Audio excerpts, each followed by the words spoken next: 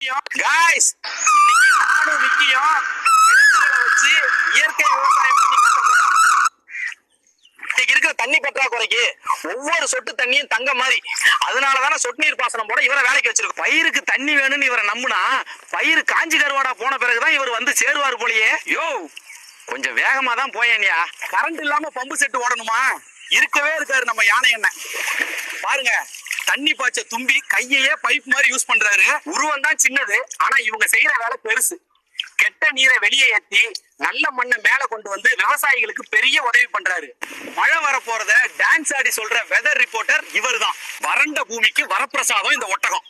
தூரத்துல இருந்து தண்ணியை சுமந்து வந்து பயிருக்கு உயிர் கொடுக்குது பாருங்க.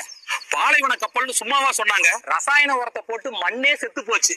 அதனால மேல இருக்கிற இலையெல்லாம் பறிச்சு போட்டு இயற்கை உரம் ரெடி பண்ணி உதவுறாரு பாருங்க. பெட்ரோல் விக்கிற விலைக்கு இந்த கழுதைங்களை வச்சு மூட்டை இழுத்தாதான் நஷ்டம் இல்லாம விவசாயம் பண்ண முடியும். பகல் டைம்ல மனுஷங்க தொல்லை அதிகமாயிடுச்சு.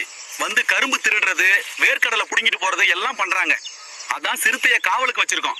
வயல்ல நாங்க ரெஸ்ட் எடுக்கிறதுக்கு இங்க இருக்க குச்சி, இலை, கிளைகளை வச்சு இயற்கையான பொருளை பயன்படுத்தி வீடு ரெடி பண்றாரு பாருங்க.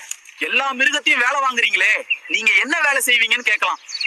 ஆனா ராஜாவோட வேலை செய்யறது இல்ல, வேலை சொல்றது. வீடியோ பிடிச்சிருந்தா பேஜ் லைக் பண்ணுங்க, மறக்காம இந்த வீடியோவை எல்லாருக்கும் ஷேர் பண்ணுங்க.